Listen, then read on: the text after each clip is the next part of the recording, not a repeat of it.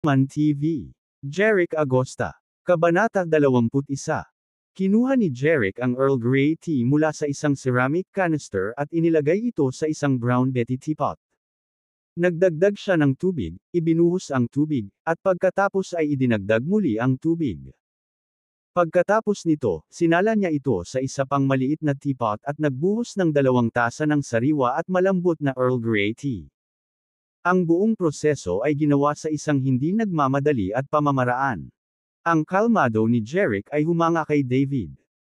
Kung ito ay sinuman, tulad ng mga bilyonaryo na boss at mga taong may karanasan sa mundo ng negosyo ay kinakabahan at hindi mapalagay sa harap ng chairman ng Evergreen Group, hindi banggitin ang isang tao sa kanilang unang bahagi ng 20s tulad ni Jeric.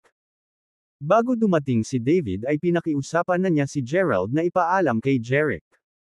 Sa makatuwid, imposibleng hindi malaman ni Jeric ang pagkakakilanlan ni David. Gayunpaman, nagawa pa rin ni Jeric na manatiling kalmado sa harap niya. Nangangahulugan ito na si Jeric ay hindi ordinaryong individual. Dahil dito, tila hindi niya inisip ang kanyang anak na piliin si Jeric bilang kanyang boyfriend para makayanan sila ng kanyang asawa. Bagamat ganoon ang iniisip ni David, sa kaibuturan ng kanyang puso, naisip pa rin niya na hindi may kukumpara si Jeric kay Marco. Dahil kilalang kilala niya si Marco. Alam niya na ang mga Chapman at ang Fosters ay parehong mayaman at makapangyarihang pamilya. Alam din niyang mahal ni Marco ang kanyang anak. Naglagay si Jeric ng 1 tasa ng tsaa sa mesa ng tsaa sa harap ni David at sinabing, "David, paki-enjoy ang tsaa." Humi si David, kinuha ang tasa, humigop, tinikman ito ng mabuti, at pinuri, ito ang bagong piniling Earl Grey tea ngayong taon. Ito ay matamis at mabango, na may matagal na bango at walang katapusang aftertaste. Kinuha din ni Jeric ang tasa ng tsaa at tinikman ito. Tulad ng sinabi ni David, ang tsaa ay matamis at mabango, na may matagal na halimuyak sa mga labi at ngipin. Masarap ang tsaa. Gayunpaman, ipinakita ni Jeric kay Buddha ang mga hiniram na bulaklak. Iyon ay dahil ang Earl Grey tea ay iniwan ni Christine noong Jeric Villa. Siyempre, alam din ni Jeric na bilang chairman ng isang higanteng kumpanya, hindi siya pinuntahan ni David partikular para makatikim ng tsaa. Sa katunayan, natanong na niya si Christine sa WhatsApp nang malaman niya kay Gerald na pupunta si David sa kanya. Sinabi rin ni Christine sa kanya na alam ng kanyang mga magulang ang tungkol sa imbitasyon. Bukod dito, espesyal na itinagubilan ni Christine na anuman ang itanong ng kanyang ama, hindi maipahahayag ni Jeric na mayroon itong pekeng relasyon sa kanya. Sumang-ayon kaagad si Jeric. Naghihintay pa rin siya para sa fake boyfriend-girl relationship na maging totoo. Hindi niya sasabihin sa kanyang magiging ama-in-law na siya ay isang pekeng kasintahan ni Christine. Ibinaba ang tasa, mahinahong tiningnan ni David si Jeric nang may malaking dignidad. Ito ang tindig ng isang tunay na business tycoon. Hindi ka talaga in love kay Christine. Alam ko yun. Hindi ko naman siya pipilitin na makasama si Marco. Ngayon, at hindi mo na kailangang makipagtulungan sa kanya. Nagulat si Jeric sa narinig. So, alam ni David ang lahat. Naisip niya. Ngunit pagkatapos ay naintindihan niya. Si David ay isang higanti sa negosyo, at nakita niya ang lahat ng uri ng tao. Hindi nakakagulat na nakikita niya ang daya ni Christine. Gayunpaman, kahit na nakita ito ni David, hindi ito maamin ni Jeric. Hindi lang dahil mapagkakatiwalaan siya at may diwa ng kontrata, kundi dahil din sa ayaw niyang mawala ng ganoon kagandang girlfriend at maging ang kanyang magiging asawa. Kaya naman, determinadong sumagot si Jeric, "David, baka mali ang pagkakaintindi mo. Kami ni Christine ay tunay na nagmamahalan. Ibinigay sa iyo ng aking anak na babae ang villa na ito, na nagkakahalaga ng higit sa 20 milyong dolyar, at binigyan ka rin niya ng isang Mercedes-Benz na nagkakahalaga ng milyon-milyon. Ito ang presyong hiniling niya na magpanggap na boyfriend niya." Kalmado pa ring tinitigan ni David si Jeric, ngunit mas malakas ang kanyang momentum na parang dinidiin ng bundok si Jeric. "Ikaw sa..." After a pause, he asked Jeric, "Gusto mo pa bang sabihin na kayo ni Christine ay talagang magkasintahan?" Napakalakas ng aura ni David, at dahan-dahan niyang idiniin. Bukod dito, malinaw pa niyang sinabi ang katotohanan na ginamit ni Christine ang luxury car at villa bilang presyo para sa pagiging peking boyfriend niya si Jeric. Matatakot ang mga ordinaryong tao na diretsyo silang lumuhad at magsasabi ng totoo, at pagkatapos ay tuluyan na silang wawakasan ni David mula kay Christine. Ngunit si Jeric ay hindi isang ordinaryong tao. Ang kahangahangang paraan ni David ay walang epekto kay Jeric, na may napakaraming mana. Kahit na alam ni David na ginamit ni Christine ang villa bilang isang presyo para kay Jeric na magpanggap bilang kanyang kasintahan, walang pakialam si Jeric. Kung pumayag siya kay David na humiling sa kanya na iwan si Christine, kailangan na talaga niyang umalis. Kung hindi siya aalis, hindi siya makokontrol ni David ng maayos, at siya ang magkukusa para baguhin ang sitwasyon. Matapos malaman ang bagay, hindi naman nagmamadali si Jeric. Nagdagdag siya ng tsaa sa tasa ng tsaa ni David at dahan daw ang sinabi, "David, tama ka. Binigyan nga ako ni Christine ng villa at luho. Sasakyan." Pagpapatuloy niya, gayunpaman, iyon ay dahil nakita ni Christine na ang aking pamilya ay masyadong mahirap, kaya nais niyang mamuhay ako ng magandang buhay. Ngumiti si David at sinabing, "Sa tingin mo ba maniniwala ako sa iyo?" Sabi ni Jeric, "Okay, kahit tama ang sinabi mo, binigyan ako ni Christine ng villa at luxury car, at nakipagtulungan ako sa kanya na umarte sa harap mo. Ngunit ngayon ang mga bagay ay nagbago. Simula ngayon, seryoso na ako sa relasyong ito. I really like her. Tayo ay magiging tunay na magkasintahan."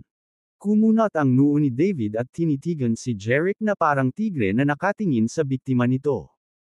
"Ang ibig mo bang sabihin ay pekeng magkasintahan kayo ni Christine noon, pero magkasintahan? Ngayon ikaw ay magiging totoo?" Kinuha ni Jeric ang tasa, humigop, at sinabing, "Tama. Simula ngayon, liligawan ko na talaga ang anak mo." Sinaman siya ng tingin ni David, at agad na nag-alab ang galit niya. Masungit. Ibinagsak niya ang malapad niyang palad sa mesa. Sa isang iglap, ang set ng tsaa ay nabaligtad at nagkapira-piraso sa lupa. Ang lahat ay nasa gulo. Sabay na sumugod si Gerald at ang isang dosenang bodyguard sa Villa W heard the combination. Pagkatapos, nagulat silang nakita ni David na nanlilisik si Jeric na may galit na nakasulat sa lahat at madilim na mga mata.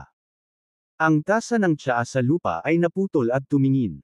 Ito ang unang pagkakataon na nakita ni Gerald at ng iba pang bodyguard ang kanilang nagalit na galit. Hulaan nilang lahat kung paano. Nagalit si Jeric sa kanilang amo. Gayunpaman, kahit nagalit na sumigaw si David, galit na hinampas ang mesa, pinagpira-piraso, at mabilis na pumasok si Gerald at iba pang mga bodyguard, patuloy na tinawag ni Jeric ang oras. Sumimsam siya ng tsaa sa kanyang kamay, ganap na hindi naapektuhan. "Gusto mong soli? David, bakit ka ba nagagalit? Hindi ba't hinanap mo ako dahil tahimik ang problema mo?" Nalilitong tumingin si Jeric kay David. Pakiramdam ni David ay nagising siya mula sa isang panaginip. Noon lang niya na-realize. Galit tayo. Nawa siya. Bilang isang business tycoon, nakita na ni David ang lahat ng uri ng sitwasyon, ngunit kahit anong mangyari, mahirap siyang magalit. Gayunpaman, ginulo ni Jeric ang kanyang ritmo, na naging dahilan upang siya ay masasabing ganap na nakontrol ni Jeric ang kanyang emosyon. Kapag nakontrol ng iba ang emosyon mo, siguradong paglalaroan ka ng iba. Sa makatuwid, bilang siya ay isang business tycoon, alam ni David na bawal ang magalit. Gilmore horribly sa kanyang puso. Nagalit talaga siya sa harap. Naisip niya, ang lalaking ito ay talagang nakakatakot sa sukdulan. Ang galit sa kanyang mukha ay unti-unting nawala nang mabilis niyang nabawi ang kanyang kalmado. Naglabas siya ng checkbook at fountain pen sa kanyang bulsa. Pagkatapos, may isinulat siya sa checkbook. Pagkatapos nito, pinunit ni David ang isang tseke, inilagay ito sa harap ni Jeric, at sinabing, "Iyon na ang villa at luxury car na ibinigay sa iyo ni Christine. Ito ay isa pang halaga ng pera, mula ngayon, wala kang kinalaman sa aking anak na babae." Pagkatapos ay inilagay ni David ang checkbook sa bulsa ng kanyang suit at tumayo upang umalis. Gayunpaman, si Jeric, na nakaupo sa sofa, ay sumigaw, "David, sandali." Hindi lumingon si David. Tumalikod siya kay Jeric at sinabing, "Anong mat didn't I give you enough?" Kabanata 22. Tiningnan ni Jeric ang numerong nakasulat sa tseke. Binigyan siya ni David ng 20 milyong dolyar. Ito ay medyo malaking halaga ng pera. Gayunpaman, alam ni Jeric na para kay David, isang higanteng negosyo, ang 20 milyong dolyar ay isang patak lamang sa balde. Kung ito ay sa nakaraan, ang 20 milyong dolyar ay isang malayong pangarap na hindi kailanman makakamit ni Jeric. Gayunpaman, ngayong mayroon na siyang supernatural na kapangyarihan, maaari siyang kumita ng 20 milyong dolyar sa pamamagitan lamang ng pagbili ng tiket sa lottery. Kaya naman wala siyang masyadong pakialam sa 20 milyong dolyar. "David, gusto mo akong bilhan ng $20 million para layuan ko si Christine? Paano kung gagamitin ko ang halagang ito para kumita ka ng 200 milyong dolyar sa loob ng 2 araw?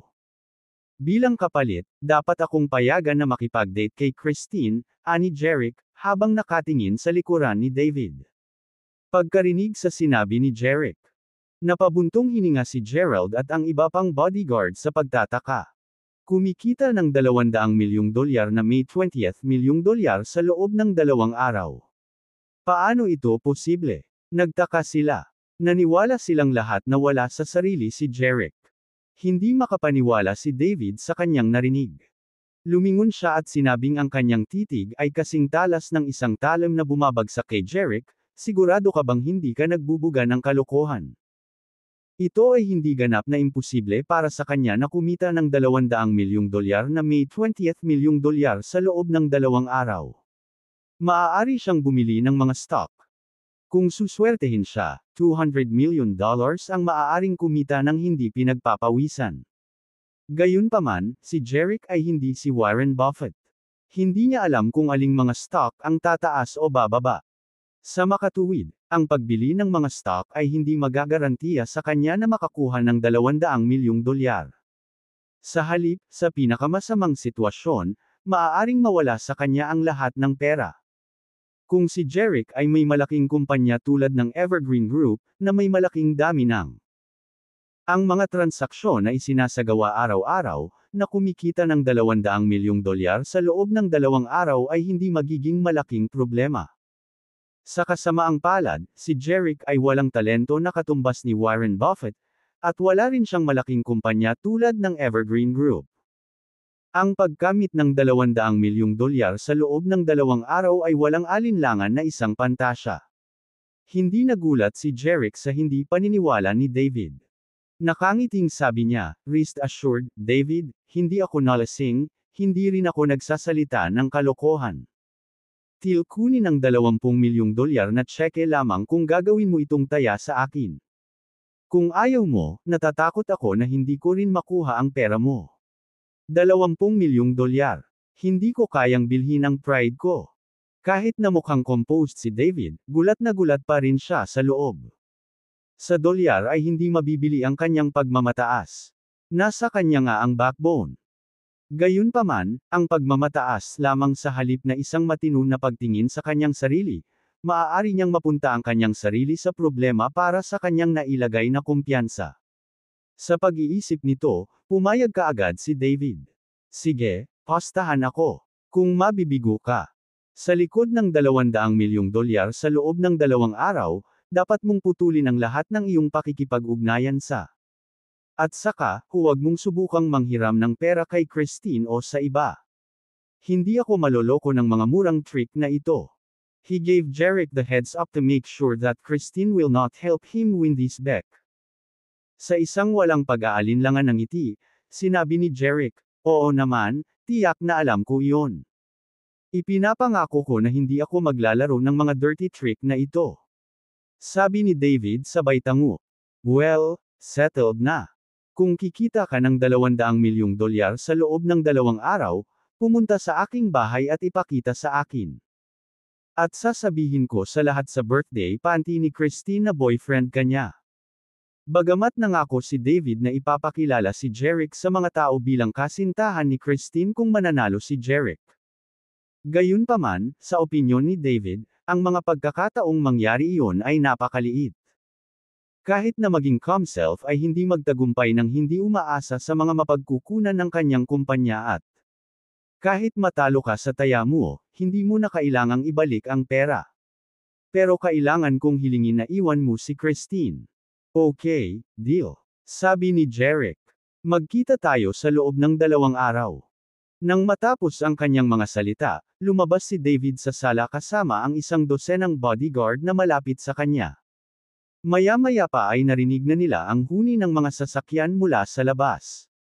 At umalis na si David. Naiwan sina Jerick at Gerald sa sala. Hindi umalis si Gerald kasama si David dahil pinadala siya ni Christine para protektahan si Jerick.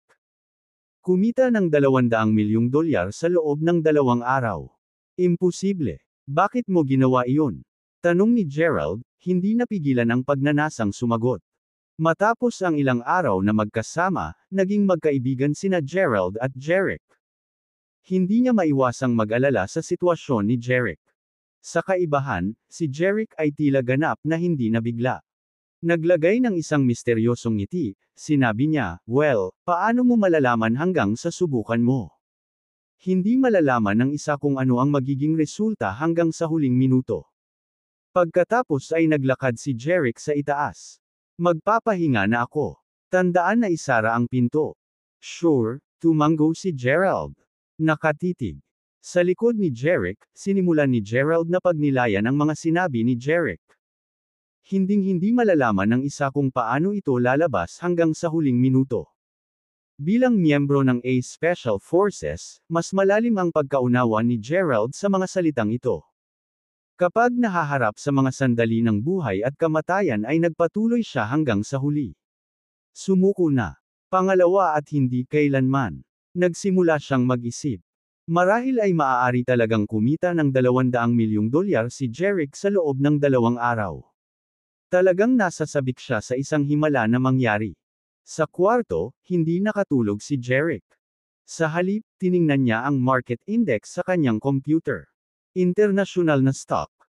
Sa lahat ng mga stock index ng nakalistang kumpanya na ipinapakita sa screen, sa lalong madaling panahon ay nagkaroon siya ng pangkalahatang ideya ng mga estatistikang ito mula sa dami ng kalakalan ngayon, mga presyo ng stock hanggang sa mga pagbabago sa presyo ng stock. Nais ni Jerick na kumita ng $200 milyong sa loob ng 2 araw sa pamamagitan ng pamumuhunan sa stock market. Ang pamumuhunan sa stock market ay isang mapanganib na hakbang, ngunit maaaring mataas ang kita. Maaaring makakuha siya ng mas maraming pera kaysa sa iba pang uri ng pamumuhunan. Ito ang tanging posibleng paraan para manalo si Jerick sa taya.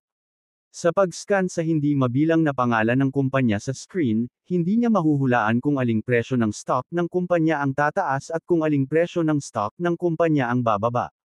Bukas. Ngunit mayroon siyang mga mata ng Diyos. Kapag na-activate na niya ang kanyang God's Eye, malalaman niya kung aling stock ang tataas o bababa. Pagkatapos ang kanyang mga pupils constricted sa slits. Habang nakatuon ang kanyang isip, mamulong siya, God's Eye, pakisuyong subaybayan ang stock na may pinakamataas na pagtaas ng presyo ng stock. Biglang nagsimulang gumalaw ang mga stock index sa harap niya. Ang data ng transaksyon, mga pagbabago sa presyo ng stock, at K-diagram ay nagsimulang magbago kaagad. Si Jerick ay malinaw na ang stock market ay sarado sa gabi. Gayunpaman, ang mga stock index sa computer ay kasalukuyang nasa isang estado ng pagbabago. Tila, pinapanood ni Jerick ang tier ng stock market sa susunod na 2 araw, kaysa sa ngayon. Hindi nagtagal, lumitaw sa screen ang isang stock na may pinakamataas na pagtaas ng presyo ng bahagi. Ito ay Realm Group. Ang stock code ay ****** at ang presyo ay $6.40 bawat share. Hindi inaasahan ni Jerick na sa susunod na 2 araw, ang pagtaas ng presyo ng stock ng Realm. Ang grupo mula sa pamilyang Chapman ay naging pinakamataas. Sa totoong buhay, magkaribal sila ni Marcos sa pag-ibig. Ngayon ay nag-aaway pa rin sila sa stock. Palengke. Ang mga bagay ay nagiging mas kawili-wili. Pagkaraan ng ilang sandali, bumalik ang screen sa orihinal nitong estado. Matapos suriin ang stock ngayon ng Realm Group, na $0.8 bawat bahagi, nalaman niyang mas mababa ito ng 10% kaysa kahapon. At sa pamamagitan ng kanyang God's Eye, nalaman lang ni Jerick na sa loob ng 2 araw, ang stock ng Realm Group ay tataas sa $6.40 kada share, na may pagtaas ng 800%. Naramdaman ni Jerick na malapit na siyang bawain ng pera. Kabanata 23. Sa bagong araw, pumunta si Jerick sa bangko at inilipat ang $20 milyong sa bagong bukas na account. Pagkatapos ay pumunta siya sa Oakhaven branch ng Pacifica Securities Company at nagbukas ng isang international stock account. Pagkabalik sa villa, binuksan ni Jerick ang computer at nakitang nagbukas na ang international stock market. Pagkatapos, gumastos siya ng $40 milyong sa pagbili ng 50 milyong pagbabahagi mula sa Realm Group. Maaaring itanong ng ilan, hindi ba $20 milyong lang ang ibinigay ni David kay Jerick? Saan nagmula ang $40 milyong na ito? Sa katunayan, ang isa pang $20 milyong ay mula sa Powerball Lottery.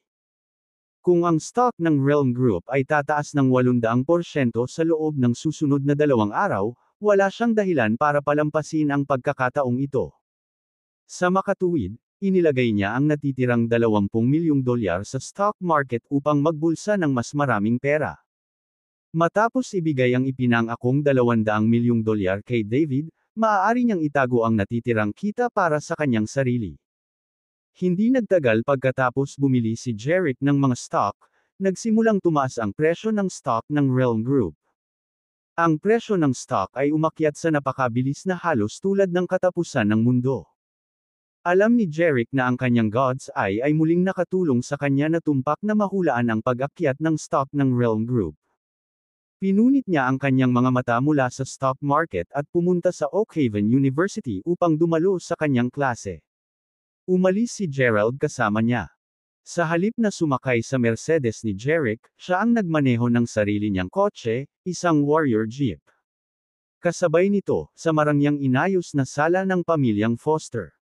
Nakaupo si David sa sofa at nagbabasa ng dyaryo, at si Jessica na nakaupo sa tabi niya ay humihigop ng kanyang kape. Tide how witty kay roriting with Jerick at night pumayag ba siyang iwan si Christine. Ibinaba ang kape sa kanyang kamay na tila nag-aalala na si Jessica. Matapos linawin ang mahalagang balita ay inilapag ni Davy ang dyaryo. Tweet to him last night and made everything clear, pero sasabihin na sana niya sa asawa ang tungkol sa taya. Gayunpaman, naputol siya ng malakas na tawa mula sa labas ng villa. David, Jessica, kumusta kayong dalawa ngayon? Tumangala si David at nakita ang 2 taong naglalakad sa loob. Bumangon siya para batiin sila, nakangiti. Roger, hindi ko inaasahan na bibisita kayong dalawa. Ang 2 unbidden guest na ito ay sina Roger at Rosalind. Nakasuot ng suit si Roger na may nakalabas na malaking beer belly. Si Rosalind ay nakasuot ng nakakasilaw na pearl necklace na may mahabang kulot na buhok na nakatali sa kanyang mga balikat at isang pinong designer bag. Sa kanyang kamay, masiglang bati ni Jessica sa kanila. Matapos may hatid sa mga upuan ay agad silang inihain ng 2 tasa ng kape. Matapos uminom ng ilang higop ng kape at makipagpalitan ng kasiyahan, dumiretso sila sa punto. Tumingin si Rosalind sa mga mata ni Jessica at sinabing, Jessica, sinabi sa akin ni Marco kahapon na sadyang ibinigay ni Christine ang huling imbitasyon kay Jerick sa kurso kung saan siya naglalaro ng golf. Ito ay tulad ng pagsasabi sa kanya na wala siyang interes sa kanya. Napangiti si Jessica at sinabing, Rosalind, sa palagay ko ay marami ka nang nabasa tungkol dito. Hindi boyfriend ni Christine si Jerick. Ano? Hindi niya boyfriend si Jerick. Saka bakit si Christine, natarante si Rosalind. Paliwanag ni Jessica, nagpanggap si Christine na nanliligaw kay Jerick para maalis niya si Marco. Gayunpaman, si Rosalind at ang kanyang asawang si Roger ay malayo sa panatag. Sabi ni Rosalind, bagaman hindi niya totoong boyfriend si Jerick, hindi nito binabago ang katotohanan na hindi niya gusto si Marco. Sabi ni Jessica, totoo ngang ayaw ni Christine kay Marco ngayon, pero hanggat hindi namin pinipilit her too hard and she will fall for him one day. Napaisip si Rosalind kay Jessica. Paano kung si Christine ay umibig kay Jeric? Pumunta ako sa Jeric kagabi. Siya ay medyo mahirap. Hindi siya papayag na iwan si Christine. Sumingit si David. Nababalot ng pag-aalala ang mukha niya, napabuntong hininga si Rosalind. Hindi kailanman nagustuhan ni Christine si Marco. Kung si Christine ay patuloy na nakapaligid sa kanyang sarili kay Jeric, malamang na mai-inlove siya sa kanya balang araw. Talagang hindi. Sabi ni David na may lubos na katiyakan. Ang iba sa mga tao ay napalingon sa kanya, nagtataka kung bakit siya sigurado. Nagpatuloy si David. Dahil nakipagpustahan siya sa akin. Pagkatapos, sinabi ni David sa kanila ang tungkol sa taya na ginawa niya kay Jeric. Bukod dito, kung sino ang mananalo sa taya ang magpapasya kung si Jeric ay maaaring maging kasintahan ni Christine. Napangiti si David. Kahit nangako ako na makakadate niya si Christine kapag nanalo siya, imposibleng kumita siya ng $200 million sa loob ng 2 araw. Ngunit paano kung si Christine ay lihim na tulungan siya? Nag-aalalang sabi ni Roger. Natawa si David at sinabi sa kanila na nilinaw niya na bawal mangutang si Jeric kay Christine. Kung hindi, kahit na nakuha niya ang pera, hindi ito mabibilang na panalo at kailangan niyang iwan si Christine. Nang marinig ito, ang iba sa kanila ay nakahinga ng maluwag. Kumbinsido sila na kung hindi makahiram ng pera si Jeric kay Christine, hindi niya gagawing $200 milyong ang $20 milyong. Nang makaramdam ng bigat sa kanilang mga balikat, umalis sina Roger at Rosalind sa manor ng Fosters na may kasiya siyang mga ngiti. Habang lumalalim ang araw at lumubog ang gabi. Binuksan ni Jeric ang kanyang computer at nag-log in sa isang internasyonal na website ng stock market. Nalaman niya na ang stock ng Realm Group ay tumaas ng 400% sa loob ng isang araw, mula sa 0.8 Kabanata 23. Dolyar bawat bahagi hanggang $3.2 bawat bahagi. At ang kanyang $40 milyong ay naging $160 milyong na may netong kita na $120 milyong. Napunta ang lahat gaya ng hinulaan ni Jeric. Sinabi sa kanya ng mata ng kanyang Diyos na, sa 2:00 bukas ng hapon, ang stock ay aabot sa pinakamataas na punto nito, at kailangan niyang ibenta ang lahat ng kanyang mga stock bago yun.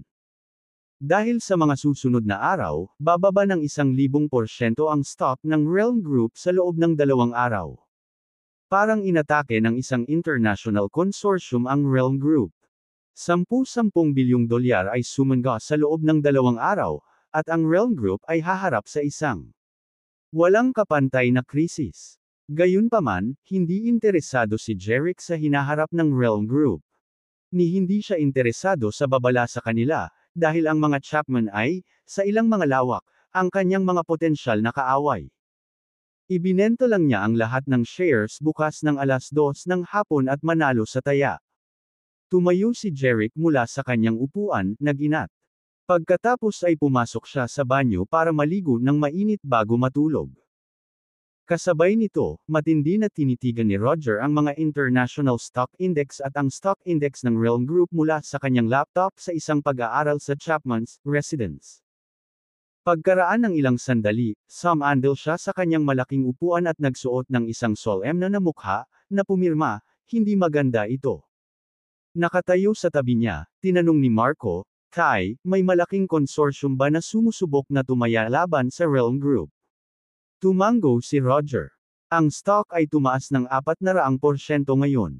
May mga taong nagtatangkang magplano laban sa atin. Tay, bakit hindi natin agawin ang pagkain sa bibig ng lobo?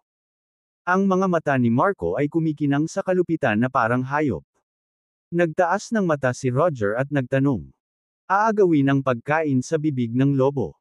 Kabanata 24. Nais malaman ni Roger kung ano ang gagawin ng kanyang anak. Pinaikli ng hindi kilalang consortium ang mga stock ng Realm Group sa pagkakataong ito. At ang pagtaas ng presyo ng share ay magdadala sa kanila ng kapahamakan. Magdudulot din ito ng hindi na mapananawli na pinsala sa Realm Group. Tumango si Marco at sinabing, "Yes, I'm gonna take a risk. Kailangan nating sakupin ang pagkakataon.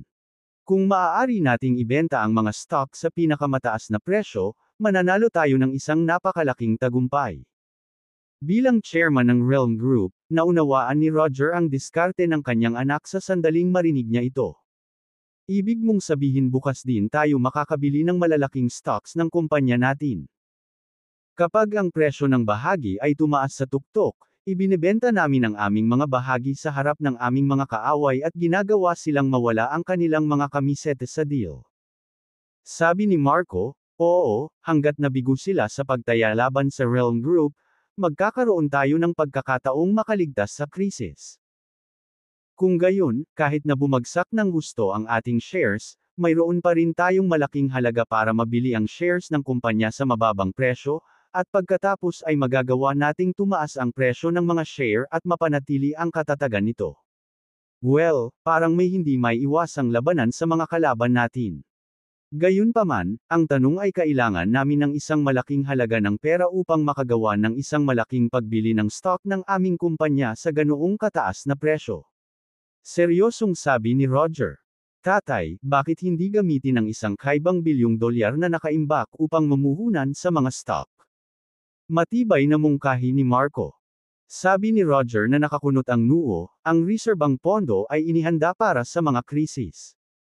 Kung i-invest natin ito sa stock market, walang makakasigurado sa magiging resulta kapag nasa kritikal na sitwasyon ang ating kumpanya. Tay, kung hindi tayo gagawa ng anumang aksyon para harapin ang mga short sellers, malapit na ang ating wakas. Magiging mahirap para sa amin na humingi ng suporta sa internasyonal na financing at magkaroon pa nga ng epekto sa pamamahala ng aming kumpanya sa hinaharap. Sinubukan ni Marco ang kanyang makakaya upang hikayatin siya. Sa wakas ay nagpasya si Roger na tanggapin ang mungkahi ng kanyang anak pagkatapos ng maraming deliberasyon. Pagkatapos ng lahat, kung ang stock ng kanilang kumpanya ay maikli, ang kahihinatnan ay maaaring maging sakuna.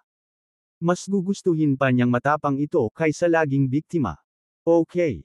Ibibigay ko sa iyo ang reserbang pondo at hahayaan kang mag-invest ng personal sa stock market." Nag-isip si Roger. May kumpiyansa na tiniyak ni Marco sa kanyang ama, "Tay, huwag kang mag-alala. Magbabayad ang mga short sellers sa ginawa nila." Tumango si Roger. "Well, may pananalig ako sa iyo." Ang dahilan kung bakit siya naglakas loob na ibigay ang reserbang pondo sa kanyang anak at hayaan siyang kumuha ng sugal, ay dahil alam niya na ang kanyang anak ay isang tao na mabilis na aaksyon kapag nakuha niya ang isang pagkakataon. Hindi susuko ang kanyang anak hanggat hindi nalipol ang kanyang kaaway. Higit pa rito, si Marco ay may malawak na karanasan sa pamumuhunan sa mga equities, at nakakuha siya ng maraming kita sa bawat pagkakataon. Kaya naman, malaki ang tiwala ni Roger sa kanyang anak. Magdamag na natulog si Jeric hanggang 10:00 ng umaga. Hindi siya pumasok sa paaralan dahil crucial ang araw na ito sa pastahan nila ni David. Naghihintay siyang ibenta ang lahat ng stock ng Realm Group na pag-aari niya sa 2 p.m., ang pinakakritikal na sandali. Habang inaantok ang mga mata, pumasok si Jeric sa banyo para maligo. Kasabay nito, sa isang opisina sa gusali ng punong tanggapan ng Realm Group, mahigit 12 mga ngalakal ang dalubhasa at mabilis na nagtatype sa keyboard. Umalangaw-ngaw ang tunog ng pagtapik sa buong opisina. Nagkaroon ng tense, kinakabahan na kapaligiran na nakasabit sa opisina habang papalapit ang labanan. Si Marco, na naka-business suit, ay parang masungit na presidente at nakaupo sa likod ng malawak na mesa. Mukha siyang commander na namuno sa kanyang hukbo sa front line. "Mr. Chapman, ginugol namin ang lahat ng reserba sa pagbili ng mga bahagi ng aming kumpanya. Mr. Chapman, ang presyo ng bahagi ay tumaas ng 50% sa nakalipas na oras. Mr. Chapman, ang mga staff sa opisina ay patuloy na nag-uulat ng pinakabagong balita kay Marco. Ilang sandali matapos ang sandali. Samantala, iniulat ng mga kawani na ang presyo ng bahagi ay patuloy na tumataas. Mr. Chapman, ang aming share price ay tumaas ng 100% sa ngayon. Mr. Chapman, tumaas ito ng 200%. Mr. Chapman, tumaas ito ng 300%. Sa wakas, 2:00 na ng hapon. Mr. Chapman, ang presyo ng pagbabahagi ay tumaas ng 400%. Mr. Chapman, dapat ba nating ibenta ang mga namamahagi ngayon? Tumayo si Marco mula sa malaking mabigat na upuan at nagsimulang maglakad sa opisina na may time-time na ekspresyon sa kanyang mukha. Ito ay isang mahirap na pagpipilian para sa kanya na ibenta ang mga pagbabahagi sa oras na ito. Ang presyo ng bahagi ng Realm Group ay tumaas ng 400% ngayon, kasama ang pagtaas kahapon, tumaas ito ng 800% sa kabuuan. Ngunit walang nakakaalam kung ito ay sa pinakamataas na presyo nito. Kung ibinenta niya ang mga bahagi ng masyadong maaga, hindi niya magagawang talunin ang consortium sa likod nito. Ngunit kung huli na ibinenta ni Marco ang shares, malaki rin ang pagkalugi niya. Napatitig si Marco sa screen ng computer na nagpapakitang tumataas pa rin ang share index ng Realm Group. Nagutos siya na may mabangis na titig sa kanyang mga mata, hindi ko ibebenta ang shares hanggat hindi tumataas ang presyo ng 100%. Oo, G. Chapman. Sinabi ng lahat ng mga negosyante. Gayunpaman, nang si Marco at ang consortium ay nagsusuri sa isa't isa at naghihintay ng pagkakataon na magbigay ng isang nakamamatay na suntok sa isa't isa, may nagbenta ng 50 milyong share ng Realm Group sa deal ng biglaan. Mr. Chapman, may nagbenta ng 50 milyong share, at ang halaga ng transaksyon ay $320 milyong. Mr. Chapman, ang presyo ng bahagi ay bumagsak ng 0.5%. Mr. Chapman, isa pang 10 milyong shares ang naibenta. Mabilis na nagpasya si Marco at agad na nagutos matapos itong marinig, sell all the pagbabahagi. Samantala, nakita ng staff sa screen ng computer na maraming shares ng Realm Group ang naibenta. Ang presyo ay bumaba ng 0.5%, at pagkatapos ay mabilis na bumaba ng 10%, 20%, 30%, 100%. Ang 50 milyong share na naibenta noong una ang naging dahilan ng panginginig ng Realm Group. Nagdala ito ng pagkawasak sa pangkat ng kaharian. Tama, ang 50 milyong shares na nagdulot ng malaking volatility sa Realm Group ay ang mga share na ibinenta ni Jeric. Sa pagtingin sa halaga, $320 milyong, sa kanyang account, ngumiti si Jeric ng may kasiyahan. Bilang karagdagan sa halaga ng $40 milyong, ang kanyang debut sa stock market ay nakakuha sa kanya ng $280 milyong. Ang galing! Sa pagtingin sa screen ng computer na nagpapakita na ang presyo ng bahagi ng Realm Group ay bumagsak ng humigit kumulang 200% at patuloy pa ring bumabagsak. Natuwa si Jeric sa kanyang mapagpasyang pagpili at naisip, sa kabutihang palad ay naibenta ko ng maaga ang mga bahagi, kung hindi, ako ay magdaranas ng matinding pagkalugi. Sa opisina ng Realm Group, biglang bumagsak si Marco sa isang malaking upuan, parang na-drain. Mapatla ang kanyang mukha at ang kanyang mga mata ay tila mapurol, halos maaliwalas na parang nawalan ng malay. Mr. Chapman, ang presyo ng bahagi ay bumagsak ng higit sa 300%. Mr. Chapman, mayroon pa kaming $800 milyong na halaga ng mga pagbabahagi na hindi maaaring ibenta. Hindi namin magawa ang deal. Mr. Chapman. Nang marinig ang masamang balita na patuloy na ibinabalita ng staff, mahigpit na hinawakan ni Marco ang armrests na nakakunot ang noo. Inaalis ko ito. Naisip niya. Nakilala niya ang kanyang Waterloo sa oras na ito. Kung ibinenta niya ang mga bahagi ng tumaas ang presyo ng 800% sa halip na maghintay na tumaas ang presyo ng 100%, hindi siya mapupunta sa ganoong desperado na kalagayan. Kabanata 25. Sa opisina ng chairman ng Realm Group. Tay, pasensya na, nabigo ako, yumuko ng malalim si Marco at mapait na sabi habang nakatayo sa harap ng mesa ni Roger. Nagbago ang ekspresyon ni Roger. Tumingin siya kay Marco, at hindi nag-react pagkaraan ng ilang sandali. Sa wakas, nagawa niyang pakalmayin ang sarili at sinabing, Marco, hindi malaking bagay ang pagkawala ng $10 milyong. Gayunpaman, hindi nag-angat ng ulo si Marco na nakayuko, hindi rin siya sumagot. Nagbigay ito ng masamang pakiramdam kay Roger.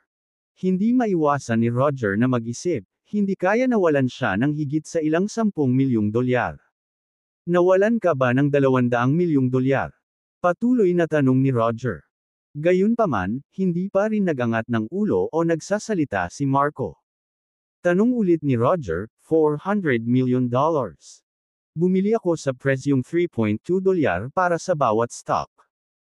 Ngayon ay bumaba na ito sa 80 cents para sa bawat stock, at bumababa pa rin ang presyo ng stock. Sa wakas, nagsalita si Marco. Pakiramdam ni Roger ay parang may hinarang ang kanyang puso. Ibinuko niya ang kanyang bibig at sinabing, sabihin mo lang sa akin, magkano? Ang natalo mo. Marco gritted his teeth and said, ayon sa account, nawala na tayo ng $800 million. Walang pumalit sa mga nabenta naming shares kaya bumabagsak pa rin ang presyo ng stock. Ibig sabihin, ang $1.1 bilyong dolyar ay nakulong lahat, at mawawala ang lahat, tama ba? Si Roger ay nasa bingit ng pagsigaw. Sumigaw siya sa loob, ito ay $1.1 bilyong dolyar. At ito ang reserbang kapital ng kumpanya. Paanong ang malaking halaga ng pera na ito ay nakulong at nawala ng ganoon lang? Pakiramdam ni Roger ay dumudugo ang kanyang puso. Itay, pasensya na po, paumanhin ni Marco. Kumunot ang noo ni Roger habang nakatingin sa kaisa-isang anak, pinipigilan ang galit sa puso. Pagkatapos ay ikinaway niya ang kanyang kamay at sinabing, maaari ka nang umalis. Tugon ni Marco at matigas na tumalikod para lumabas ng opisina. Pagkaalis ni Marco, nakaramdam si Roger ng bahagyang discomfort sa kanyang puso. Mabilis siyang naglabas ng isang bote ng gamot sa drawer, pumili ng ilang table tas, at ininom ito ng maligamgam na tubig. Saka lang nawala ang discomfort sa puso niya. Pagkatapos, kinuha niya ang telepono sa mesa at nagsimulang tumawag sa ilang executive ng kumpanya. Ngayon ang kumpanya ay walang reserbang pondo. Bagamat hindi ito agad na magdudulot ng krisis para sa kumpanya, kapag nagkaroon ng problema sa kapital ng kumpanya, walang reserbang pondo upang malunasan ito. Sa makatuwid, tinawag ni Roger ang mga executive ng kumpanya upang palakasin ang operasyon ng kumpanya at kaligtasan ng kapital. Kailangan niyang tiyakin na walang mangyayaring masama. Kung hindi, ang hinaharap ng Realm Group ay hindi maiisip. Binigyang diin ni Roger ang lahat ng mga problemang kailangan nilang maging maingat sa mga ehekutibo, at saka lamang niya naibsan. Bilang pinuno ng Realm Group, na isang higanteng negosyo, alam ni Roger na hindi lamang siya maaaring mabalisa kapag lumitaw ang krisis. Kailangan niyang ihanda ng buo ang negosyo sakaling magkaroon ng emergency anumang oras. Tumingin siya sa langit sa pamamagitan ng floor-to-ceiling glass sa opisina at naisip niya, sana malagpasan ng kumpanya ang paghihirap na ito ng mapayapa. Ring, ring, sa sandaling iyon, tumunog ang telepono ni Roger na nasa mesa. Kinuha ni Roger ang kanyang telepono at nalaman na galing iyon kay David. Hindi niya naalala na ngayon na pala ang huling araw ng taya nina David at Jeric. Nagtaka si Roger, maaaring lumabas na ang resulta ng taya. Kinuha niya ang telepono at sinabing, David, may kailangan ka bang sabihin sa akin sa pamamagitan ng telepono? Mula sa telepono ang tawa ni David. Haha, tinawagan lang ako ni Jeric at sinabing pupunta siya sa bahay ko in an hour. Sinabi rin niya na para sumuko si Marco kay Christine, gusto niyang magpatotoo ang pamilya mo. Tumawa si Roger, okay. Gusto naming makita kung paano mananalo ang misteryosong taong ito. Taya. Kung ganoon, bro, magkikita na tayo. Magkita tayo mamaya. Pagkababa ng telepono, nagdilim ang mga mata ni Roger. Naisip niya, ang yabang talaga ni Jeric. Gusto niyang isuko ng anak ko si Christine. Gusto kong makita kung paano niya magagawang kumita ng $200 milyong mula sa $20 milyong sa loob ng 2 araw. Tinawag ni Roger sina Rosalind at Marco at sinabi sa kanila na pupunta sila sa Foster's Hacienda. Pagkalipas ng ilang minuto, umalis sina Roger, Rosalind, at Marco, sa punong tanggapan ng Realm Group sakay ng pinahabang Rolls-Royce, na pinuprotektahan ng 2 bodyguard. Sa villa ng mga Fosters. Ilang sandali ang lumipas. Halos isang oras na si Roger at ang kanyang pamilya sa villa ng Fosters, at ilang beses na silang nilagyan ng kape ng mga kasambahay. Gayunpaman, si Jeric, na nagsabing darating siya sa loob ng isang oras, ay hindi pa lumitaw. Maging sina David at Jessica ay nakaramdam ng kakaiba tungkol doon. Sa wakas, ibinuka ni Roger ang kanyang bibig at sinabing, mukhang hindi na natin kailangang maghintay. Hindi darating si Jeric. Nagkatinginan sina David at Jessica. Naisip din nila na hindi gagawin ni Jeric. Halika. Isang oras na ang nakalipas. Kung sinadya ni Jeric na sumama, nakarating na siya. Gayunpaman, hindi nagpakita si Jeric. Malinaw sa kanila na hindi na kumpleto ni Jeric ang taya. Hindi niya ginawang $200 milyong ang $20 milyong sa loob ng 2 araw. Roger, pasensya na talaga kung pinapante kita. Hindi ko akalain na aasa rin tayo, naawa si David at sabi kay Roger. Tumawa si Roger. Hahaha, that just proves na hindi lang mayabang si Jeric pero hindi rin mapagkakatiwalaan. Paano magiging karapat-dapat ang gayong tao kay Christine? Tumango si David bilang pagsang-ayon. Noong una, nang makita niya si Jeric ng gabing iyon, pakiramdam niya ay medyo iba si Jeric sa ibang mga kabataan. Gayunpaman, tila isang pagkabigo si Jeric. Ang katotohanan na hindi siya maglakas loob na ipakita ang kanyang sarili ay nagpapakita na alam niya pa rin ang kanyang mga limitasyon kung hindi, kapag hindi niya magawang kumuha ng $200 milyong, ito ay magdadala lamang ng walang katapusang kahihiyan. Ngumisi at nginisyon si Rosalind. Pagkatapos ay kinuha niya ang kanyang handbag at sinabi kina Roger at Marco, umuwi na tayo. Si Jeric ay isang duwag. Hindi na siya babalik dito. Nakaupo sa sofa, ang mood ni Marco ay labis na nalungkot dahil siya ay dumanas ng malaking pagkalugi sa stock market ngayon. Gayunpaman, ang katotohanan na si Jeric ay walang lakas ng loob na magpakita sa huli ay katumbas ng pagkuha ng inisyatiba na huminto sa paghabol kay Christine. Ito ang naglagay kay Marco sa mas magandang kalagayan. Tumayo sina Marco at Roger sa sofa at aalis na sana. Gayunpaman, sa sandaling ito, isang tamad na boses ang dumating. Medyo late lang ako. Sinong tumawag sa akin na duwag? Napatingin sina David, Jessica, Roger, Rosalind, at Marco sa pinanggalingan ng boses at nakita ang isang figurang naglalakad papasok sa mansyon. Ang taong pumasok ay si Jeric. Nagulat silang lahat sina David, Roger, at ang iba pa. Nagulat silang lahat nang dumating si Jeric. Si David ay mukhang hindi nasisiyahan at sinabi kay Jeric, bakit ka nahuhuli? Matagal ka na naming hinihintay. Pasensya na kung pinaghintay kita, David. Nagkaroon ng traffic jam papunta dito kaya late ako dumating, ani Jeric. Nabawasan ang sama ng loob sa mukha ni David nang sabihin niyang, ngayong nandito ka na, maaari mo bang sabihin sa amin kung natapos mo na ang taya o hindi? Sa kabutihang palad, hindi ako nagkulang sa pagtupad sa iyong mga inaasahan. Nakumpleto ko na ang taya. Sumilay ang ngiti sa mukha ni Jeric habang nagsasalita ito sa paraang walang pakialam. Unconsciously nagbago ang mga ekspresyon ni Roger at Rosalind. Bagamat mukhang walang pakialam si Marco sa ibabaw, talagang nabigla rin siya. Hindi niya maiwasang magtaka. Nagawa niya talaga. Kumita ba siya ng $200 million na may $20 million sa loob ng 2 araw? Natigilan din sina David at Jessica. Matapos mamulat, nagtanong si David, nasaan ang $200 milyong? Pagkatapos ay kinuha ni Jeric ang isang bank card mula sa kanyang bulsa, inilagay ito sa mesa sa harap ni David, at sinabing, narito ang pera. Kabanata 26. Kinuha ni David ang bank card na nasa mesa at sinabi kay Jeric, maaari mo bang tingnan ang mga pondo at pinagmulan ng card na ito? Umupo si Jeric sa sofa at sinabing, walang problema. Tumango si David, saka tumawag sa telepono. Umupo din ang pamilya ni Roger sa sofa. Inisip din nila kung talagang $200 million ang bank card na dinala ni Jeric. Sabi ni David sa telepono, Mr. Bates, tingnan mo sa akin ang pagpopondo at pinagmulan ng impormasyon ng isang bank account. Magalang na sinabi ng isang nasa katanghaliang gulang na lalaki sa telepono, Mr. Foster, aling account ang gusto mong suriin? Sinabi agad ni David ang bank account number kay Joseph sa telepono. Upang maiwasan ang mga pagkakamali, binasa ni David ang bank account ng 2 beses.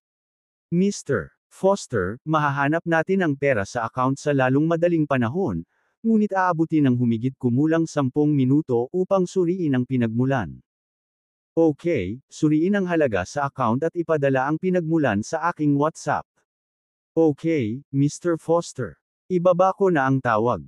Pagkatapos noon ay ibinaba na ni David ang telepono. Hindi nagulat si Jeric na mahanap ni David ang pera at ang pinagmulan ng account. Sa mahusay na lakas ng Evergreen Group, dapat silang magkaroon ng mga koneksyon sa sistema ng pananalapi ng Oakhaven. Ito ay nangangailangan lamang ng isang tawag sa telepono upang suriin ang mga pondo at mapagkukunan ng account. Kaya naman nang tumaya sina David at Jeric, pinaalalahanan niya si Jeric na huwag maglaro dahil hinding-hindi niya ito maloloko. Hanggat galing kay Christine ang pera ni Jeric, malalaman agad ni David. Ding dong. Sa sandaling ito, nakatanggap ng mensahe ang WhatsApp ni David. Agad na tinignan ni Jessica at ng Chapmans na nakaupo sa sofa ang cellphone ni David. Si Jeric lang ang nakaupo sa sofa, hindi kumikibo at kalmado. Nag-click si David sa WhatsApp. Ang mensahe sa WhatsApp ay ipinadala ni Joseph, nakausap lamang sa kanya. Mr. Foster, nalaman kong ang account na nagtatapos sa 4x ay may $200 milyong. At pinadalhan din siya ni Joseph ng screenshot ng account. Mula sa screenshot, malinaw na makikita na ang halaga ng account ay $200 milyong at ang may hawak ng account ay si Jeric. Matapos makita ang $200 milyong sa account, bagaman kalmado si David, nagbago ang kanyang ekspresyon. Nang makita ni Jessica ang mensahe sa WhatsApp, nagulat siya at hindi rin nakaimik. David, magkano ang pera ng bank account? Hindi maiwasang itanong ni Roger sa sofa si David. Hindi siya direktang sinagot ni David, ngunit ibinigay ang telepono kay Roger at sinabing, Roger, tingnan mo mismo. Masama ang pakiramdam ni Roger. Kinuha niya ang phone at nakita ang message at screenshot mula kay Joseph sa WhatsApp. Kasabay nito, nakita rin ito ni Rosaline at Marco na katabi ni Roger. Ang kanilang mga ekspresyon ay nagbago ng husto. Hindi sila makapaniwala. Gayunpaman, pagkatapos suriin ito ng maraming beses, nalaman nila na ito ay talagang $200 milyong. Para sa kanila, isa lang itong bolt from the blue. Si Rosaline ay nabigla sa damdamin at nahirapang tanggapin ito, at sumigaw. Imposible. Imposibleng kumita siya ng $200 million sa loob ng 2 araw. Ibinalik ni Roger ang telepono kay David at sinabing, ang isang binata na walang anumang background o lakas ay hindi kailanman makakakuha ng ganoon kalaking pera sa loob ng 2 araw. Baka may mali sa pera. Matagal nang inaasahan ni Jeric na tatanungin at sisiraan siya ni Roger at ng kanyang asawa. Ngumiti siya at sinabing, Mr. Chapman, huwag kang mag-alala. Wala namang masama sa pera ko. Kung may mali sa pera ko, natatakot ako na kasali rin ang pamilya mo. Nang marinig ito, natawa si Roger at sinabing, paanong may kinalaman ito sa aking pamilya? Binigyan ko ba kayo ng pera? Malinaw, kinukutya ni Roger si Jeric, ngunit hindi nagalit si Jeric. Sa halip, seryoso siyang tumango at sinabing, oo, ang pera na ito ay galing sa pamilya mo. Well, to be exact, galing ito sa shares ng Realm Group ng pamilya mo. Kung may mali sa pera ko, dahil galing ito sa shares ng pamilya mo, ibig sabihin may kinalaman ito sa iyo. Kumunot ang noo ni Roger at sinabing, bumili ka ng shares ng Realm Group. Ngumiti si Jeric at sinabing, tama. Mr. Chapman, tumaas ang iyong stock nitong mga nakaraang araw. Hindi mo ba sinamantala ang pagkakataong bumili at kumita? Biglang naalala ni Roger ang mahigit $1 bilyong reserbang pondo ng kumpanya na nawala ngayon ni Marco, at nagalit ang ekspresyon nito. Naikuyom pa ni Marco ang kanyang mga kamao dahil ang peklat ay natuklasan ni Jeric.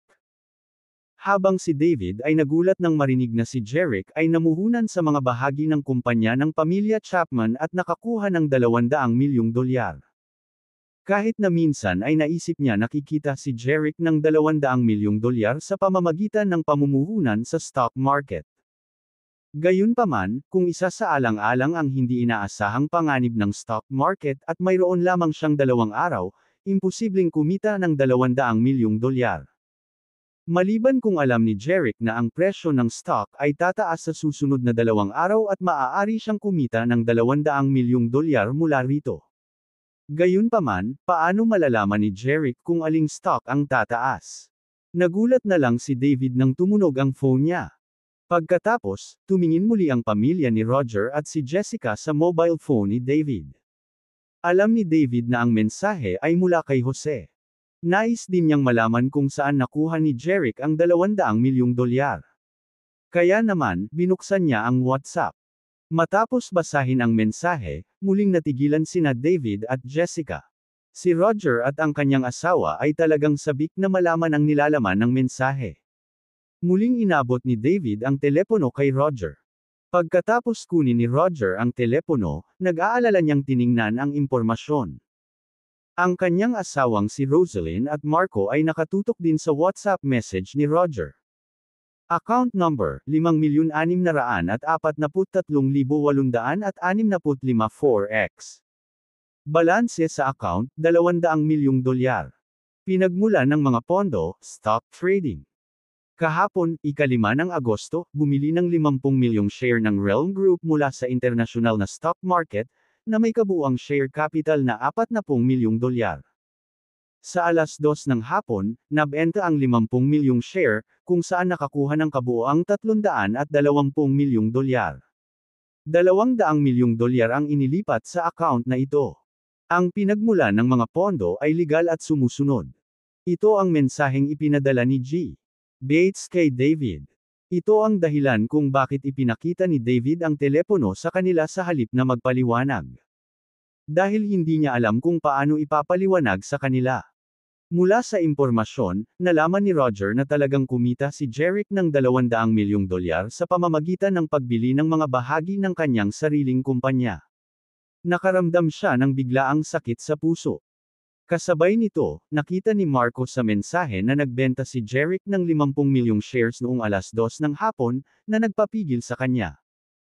2:00 ng hapon, tiyak na dahil may nagbenta ng 50 million shares kaya nag-iba-iba ang stock ng Realm Group at nagsimulang bumagsak. Hindi niya inaasahan na ang manipulator sa likod ng pagbagsak ng stock ng Realm Group at ang pagkawalan ng higit sa $1 bilyong pondo ng kumpanya ay si Jerick.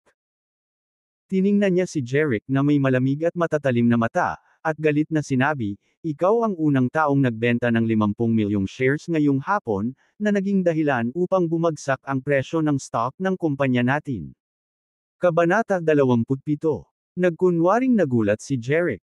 Tumingin siya kay Marco at sinabing, "Mr. Chapman, hindi ba't ang presyo ng stock ng Realm Group ay tumaas na parang baliw? Bumabagsak na ba ngayon?"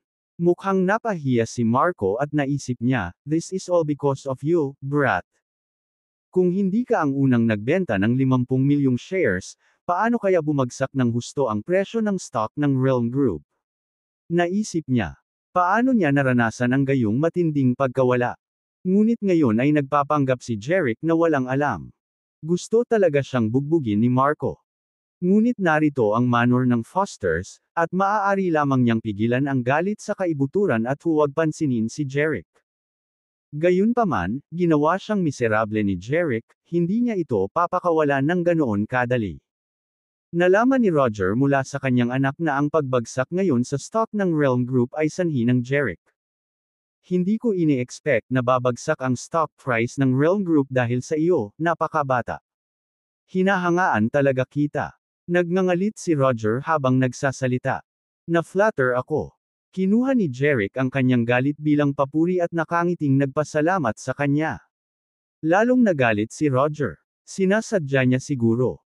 Nagpanggap si Jerick na hindi nakita ang pangit na mukha ni Roger, tumingin siya kay David, at sinabing, "David, nakakuha na ako ng $200 million with $20 million back in 2 days ayon sa taya. Gagawin mo ang ipinangako mo sa akin, di ba?" Nagkatinginan si David at ang asawa niyang si Jessica. Mukha siyang nahihiya at hindi makapagsalita. Hindi niya alam kung papayag ba siya o hindi.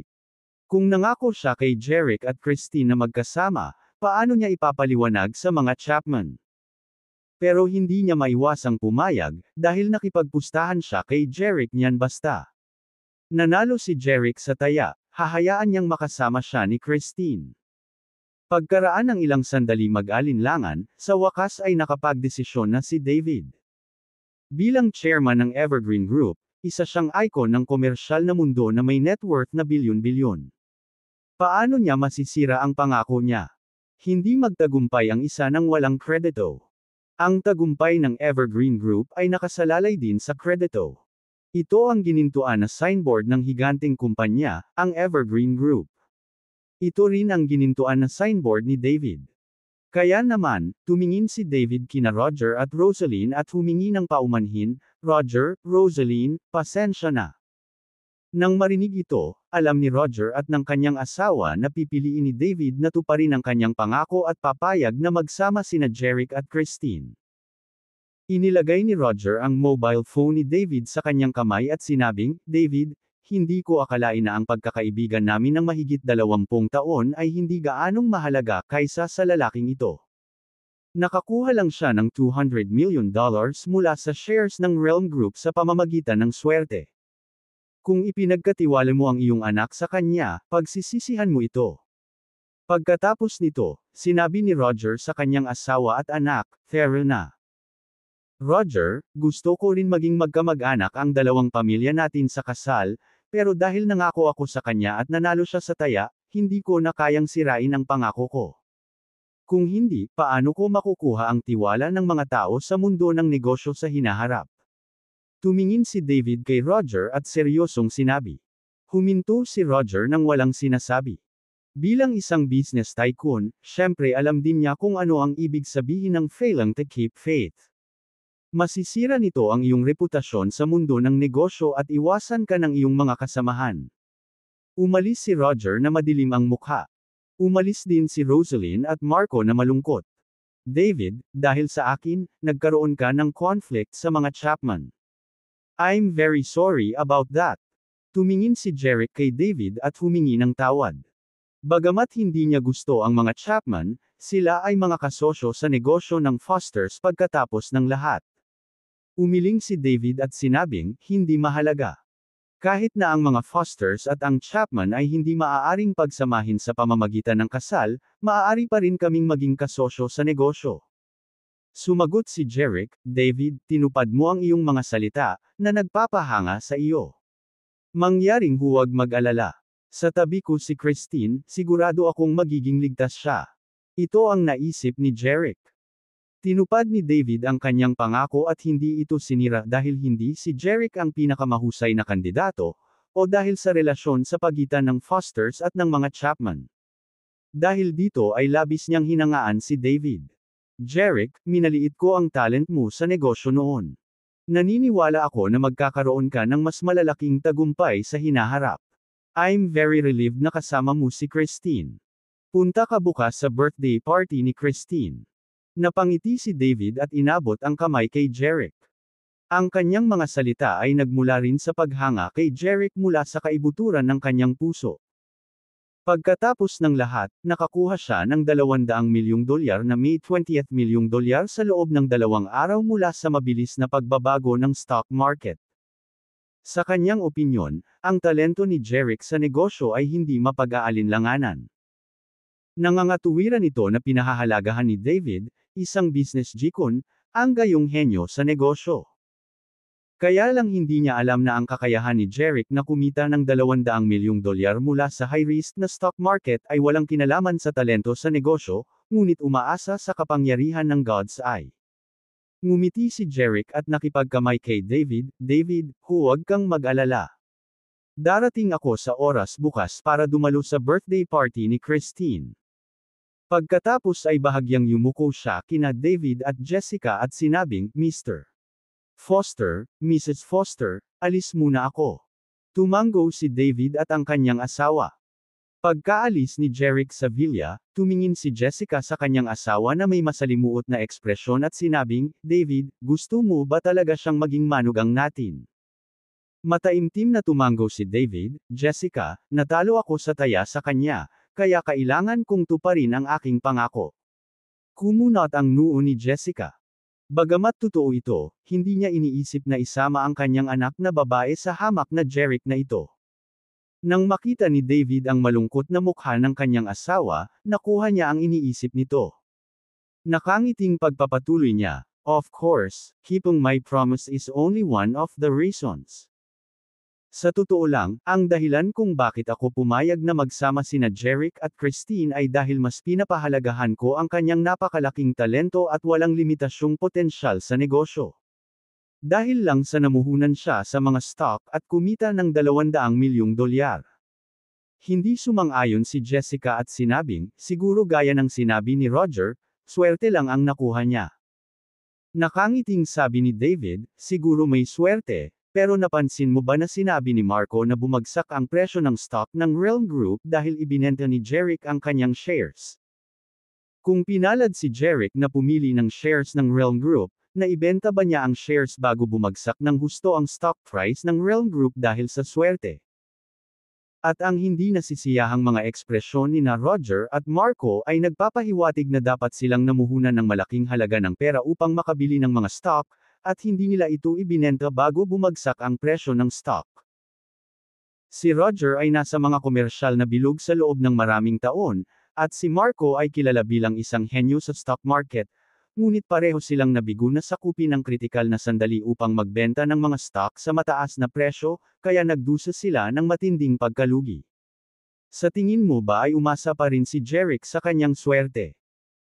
Ang pagpili at oras ng pagbili at pagbebenta ni Jeric ay hindi kapani-paniwalang tumpak.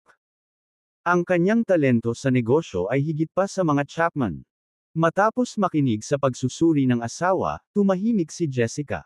Talaga bang may kamangha-manghang talento si Jeric? Nang mapansin na ang kanyang asawa ay nagsimulang maunawaan, sinabi ni David ang isang bagay na pinakamahalaga, paano ako hindi magre-recruit ng isang talento na may napakataas na talento sa negosyo sa Evergreen Group? Sa ganitong paraan, hindi lamang niya matutulungan ang Evergreen Group na kumita ng mas maraming pera kundi maging tunay na suporta ng aming anak na babae. Ang pagtupad sa kanyang salita at pangako ay dahilan lamang niya. Bilang isang business tycoon, hindi lang kredito ang pinahahalagahan ni David kundi pinahahalagahan din. Siya ay napaka-optimistiko tungkol sa potensyal na halaga ni Jeric, kaya pinili niya siya bilang suporta sa hinaharap ng kanyang anak na babae. Matapos pakinggan ang kanyang mga salita, hindi na nag-alinlangan pa si Jessica at walang malay na tumango. Wala nang mas mahalaga pa kay Bay. Tinanggap na niya ng malalim si Jeric. Kabanata 28. Dumating ang gabi. Sa malakas na musika at kumikislap na mga ilaw, ang mga tao ay nasa sabik na sumayaw sa Heatwave Bar, ang pinakamalaking bar sa Oak Haven. Umupo si Tiffany sa bar. Nakasuot siya ng makapal na make-up at pulang damit na may pabulusok na neckline at isang mataas na hiwa, na nagpapakita ng kanyang malawak na dibdib at patas na mga hita. Siya ay tumingin kaakit-akit at sexy, ganap na naiiba mula sa kanyang purong imahe. Umiinom siya ng red wine. Mula nang siya ay inabandona ni Brandon at nabigong makipagbalikan kay Jeric, siya ay nasaroon ng loob. Pumupunta siya sa bar gabi-gabi, naka-reveal na damit at makapal na make-up. Naging mapagbigay siya sa sarili, nang huhuli ng mayayamang lalaki sa bar. Pagkatapos uminom ng 2 baso ng red wine, namula si Tiffany. Samantala, isang barmaid ang lumapit na may dalang 1 baso ng red wine at isang asul na rosa sa tray sa kanyang kamay. Inilapag ng barmaid ang tray sa harap ni Tiffany at nakangiting sinabi, "Miss Hubbard, galing ito sa bisita sa No. 8 table doon. Kaibigan siya ng amo ko." Tinuro niya ang isang booth habang nagsasalita. Tumingin si Tiffany at nakita niya ang 2 lalaki at ilang babae na nakaupo sa malaking sofa. Sa liwanag, nakilala ni Tiffany ang 2 lalaki. Ang isa ay si Daryl Weaver, isang sikat na mayamang estudyante sa Oak Haven University. Ang isa pa ay si Marco, ang tagapagmana ng pamilyang Chapman. Alam ni Tiffany na ang bar na ito ay pagmamay-ari ng pamilya ni Daryl, kaya dapat ay siya ang amo ng barmaid. Ang humiling sa barmaid na bigyan siya ng alak at rosas ay si Marco, bumalik sa trabaho ang barmaid. Natarante si Tiffany nang malaman niyang si Marco ang nagbigay sa kanya ng alak at rosas. Hindi niya maiwasang mapaisip, ginayuma ba ako ni Marco? O nakilala ba niya na ako ay isang estudyante sa Oakhaven University? Kahit ano pa ang dahilan, excited si Tiffany na pinadalhan siya ng regalo ni Marco. Lihim niyang ipinagmamalaki na maakit niya ang atensyon nito. Si Marco na nakaupo sa no. 8 table ay itinaas ang baso at mukhang stegber. Distansya na para bang gusto niyang makipag-clink ng salamin sa kanya. Napuno ng kaligayahan si Tiffany. She picked up the glass of red wine from Max W. Also raised it while facing him. Inubos ni Marco ang baso sa isang lagok, at ganoon din si Tiffany. After drinking at fuse of wheat, Tiffany's eyes were glistening with joy. Si Marco ay tagapagmana ng isang mayamang pamilya. Astig siya at magaling mag-basketball, maraming babae ang nagkagusto sa kanya. Nabighani rin si Tiffany sa kanya habang pinapanood siyang naglalaro ng basketball. Si Marco ay napakahusay at mayaman na alam ni Tiffany na hindi niya kayang abutin bukod dito, nabalitaan niyang may gusto si Marco kay Christine. Ngunit si Tiffany, na minsan nang umakit kay Brandon, ay naging mas ambisyoso kaysa dati. Sa titillating bar, ang regalo ni Marco ay pumukaw sa hindi mapigil ang ambisyon ni Tiffany. Ang kanyang malaking biktima ngayong gabi ay walang alinlangan na si Marco. Sa sofa, tumingin si Marco kay Tiffany sa bar counter, tinanong si Daryl, ex-girlfriend ba siya ni Jeric? Kumikislap ang mga mata ni Daryl habang bumulong, oo. Para makasama si Brandon, niloko niya si Jeric. Nang maglaon, iniwan siya ni Brandon. Nakita niya si Jeric na nagmamaneho ng isang luxury car, kaya gustong makipagbalikan sa kanya, pero pinahiya siya ni Jeric. Hiniling ni Marco kay Daryl na imbestigahan si Jimor nitong mga nakaraang araw. Noon pa man ay gusto ni Daryl na makasama si Marco at maging masunurin kay Marco. Kaya naman, ilang araw na ginugol ni Daryl si Jeric at nakita niya si Tiffany na sinusubukang bawiin si Jeric. Magandang trabaho. Alis muna ako. Papuntahin mo siya sa kwarto ko mamaya. Isang makahulugang ngiti ang sumilay sa mukha ni Daryl. Ilalabas mo ba ang iyong galit ngayong gabi? Kumerba ang labi ni Marco habang sumagot, oo.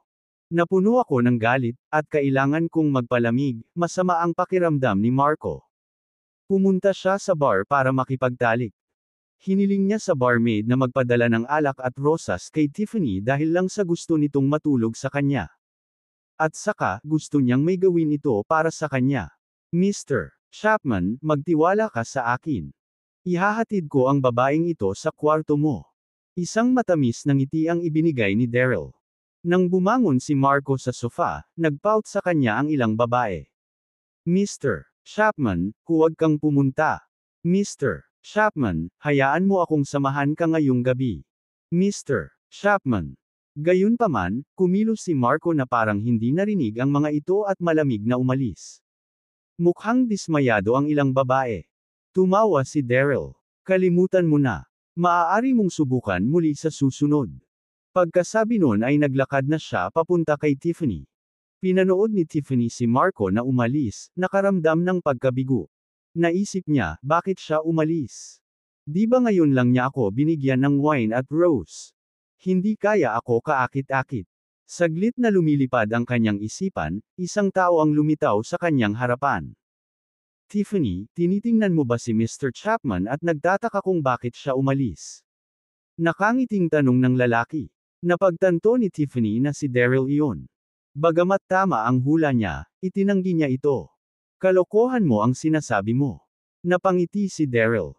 Kaya mali ang hula ko. Ngayon lang ako hiniling ni Mr. Chapman na pumunta at sabihin sa iyo na gusto niyang uminom at makipag-chat sa iyo ngayong gabi. Dahil ayaw mong sumama, kalimutan mo na. Nagkunwaring umalis si Daryl. Mabilis siyang pinigilan ni Tiffany. Daryl, sandali. Kakasabi mo lang na gusto akong uminom ni Mr. Chapman. Sagot ni Daryl, oo. Masyadong maingay at masikip dito, pero iba ang marangyang kwarto para kay Mr. Chapman. Maaari kang uminom at makipag-chat sa kanya ng masaya doon. Pagkarinig nito, naintindihan ni Tiffany ang ibig sabihin ni Daryl. Ngunit si Marco ay tagapagmana ng isang makapangyarihang pamilya. Hindi niya siya kayang bitawan. Kung makakasama niya si Marco, wala sa kanya sina Brandon at Jeric. Kaya, kinuha ni Tiffany ang kanyang handbag mula sa bar counter at bumangon na may kaakit-akit ng ngiti. Tara na. Baka hinihintay na ako ni Mr. Chapman. Napangiti si Daryl sa tuwa. Tama ka. Tara na. Inilayo niya si Tiffany sa maingay na bar hall. Kabanata 29. Ang Heatwave Bar ay abala sa gabi. Sa isang marangyang kwarto, nag-wild sex sina Marco at Tiffany matapos uminom ng marami. Erotic ang atmosphere sa kwarto. Kasabay nito, sa pag-aaral ng Chapman's residence, ipinikit ni Roger ang kanyang mga mata, nakaupo pa rin sa isang malaking upuan sa likod ng isang mesa. Tila nagmumuni-muni siya, ngunit hindi siya kalmado gaya ng nakikita niya. Napakaraming kakila-kilabot na nangyari ngayon. Noong una, nawalan si Marco ng mahigit $1 bilyong sa stock market. Iyon ang reserbang pondo ng kanilang kumpanya. Pagkatapos ay nanalo si Jeric sa taya. Nawalan ng pagkakataon si Marco na makasama si Christine. Ang dalawang bagay na ito ay parehong sanhi ni Jeric. Sa makatuwid, labis na kinasusuklaman ni Roger si Jeric. Hindi napigilan ni Roger ang kanyang galit. May pumasok na tahimik. Isa itong matandang nakasuot ng simpleng kulay abong damit. Kulay abo ang kanyang buhok. Umubo ang kanyang mga templo, na nagpapakita ng kanyang malakas na palso. Siya ay may arko na kilay at matangkad na mga mata ng agila. Naramdaman ang aura ng lalaki, agad na binuksan ni Roger ang kanyang mga mata. Mr. Chapman, ano ang maipaglilingkod ko sa iyo? Agad na binawi ang aura ng matanda. Magalang siyang yumuko kay Roger. Napatingin si Roger sa matanda. Mas kalmado ang ekspresyon niya kumpara kanina. Marlon, saan nagpunta si Marco? Ang matanda ay tinawag na Marlon Salazar, ang katiwala at ang pinakamahalagang bantay ng pamilya Chapman. Sagot ni Marlon, Heatwave Bar. Well, marami siyang pinaghirapan ngayon. Kailangan niyang ilabas ang kanyang galit. Hayaan mo na siya. Napabuntong hininga si Roger. Tumingin si Roger kay Marlon at sinabing, may isang mahalagang bagay na kailangan kong gawin mo. Ako. Nakayukong sagot ni Marlon, ano yun? Gusto kong humanap ka ng tao at hilingin sa kanya na pumatay ng ibang tao, tapat na sabi ni Roger bawat salita. Sino ang hinahanap mo? At sino ang gusto mong patayin? Ang lalaking kailangan mong hanapin ay si Duncan Paul. Isa siyang truck driver. Maraming taon na ang nakalipas, iniligtas ko ang buhay ng kanyang anak. Malaki ang utang na loob niya sa akin. Sinabi niya na handa siyang gawin ang lahat. Para sa akin. Ang lalaking gusto kong patayin ay pinangalan ng Jeric, isang estudyante ng Oakhaven University. Sinabi ni Roger kay Marlon kung paano tinanggal ni Jeric ang mga share ng Realm Group at inalis si Christine, na minahal ni Marco. Naging matindi ang mga mata ni Roger sa sinabi niyang, kung hindi mamatay si Jeric, hindi ko mailalabas ang galit ko, at hindi makakasama ni Marco si Christine, pati na ang lahat ng ari-arian ng Fosters. Nanlilisik ang mga mata ni Marlon sa bangis. Aniya, dahil gusto mong patayin si Jeric sa lalong madaling panahon, bakit hindi mo ako hayaang gawin ito? Mapapatay ko siya ngayong gabi para gumaan ang loob mo. Umiling si Roger, sinabing, hindi. Nagpadala si Christine ng bodyguard para protektahan siya sa lahat ng oras. Ang bodyguard ay dating sundalo ng Special Forces. Napakagaling niyang makipaglaban. Bagamat maaari mo siyang talunin, posibleng samantalahin ni Jeric ang pagkakataong makatakas. Magiging iba ang mga bagay para kay Duncan. Kailangan lang niyang manatili malapit sa palazzo. May intersection. Si Jeric ay dadaan sa lugar na iyon. Kung bumangga ang truck ni Duncan sa kotse ni Jeric, mamamatay si Jeric. Iyon ang dahilan kung bakit hindi hiniling ni Roger kay Marlon na patayin si Jeric at gusto niyang gawin iyon ng driver ng truck na si Duncan.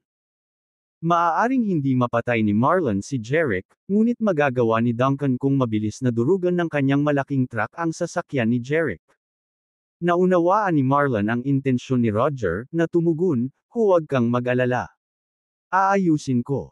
Tumango si Roger at binuksan ang isang drawer. Naglabas siya ng bank card at isang pirasong papel na may mga salita at may pulang fingerprint. Nakatira si Duncan sa apartment 6, Lane 78, Linden Lane. Mayroong $200,000 sa card na ito, at ito ang pangakong isinulat niya noong taong iyon. Ibigay ang mga ito sa kanya at sabihin sa kanya na ang pera ay para sa kanyang anak. Hanggat na kumpleto niya ang gawain, wala siyang utang sa akin. Kinuha ni Marlon ang bank card at ang pledge at inilagay sa kanyang bulsa. "Pupunta ako at gagawin ito ngayon din." Tumango si Roger. Katulad ng pagdating niya, umalis si Marlon nang walang ingay. Isinandal ni Roger ang ulo sa sandalan ng upuan, kumikislap ang mga mata. "Jerick, bukas ang araw ng iyong kamatayan." Kinaumagahan, ang sikat ng araw ay tumama sa mga Fosters. Ang asyenda ay pinalamutian ng mga lobo, lasso, at bulaklak ng mga tagapaglingkod, na naging dahilan upang makulay at masaya ang manor.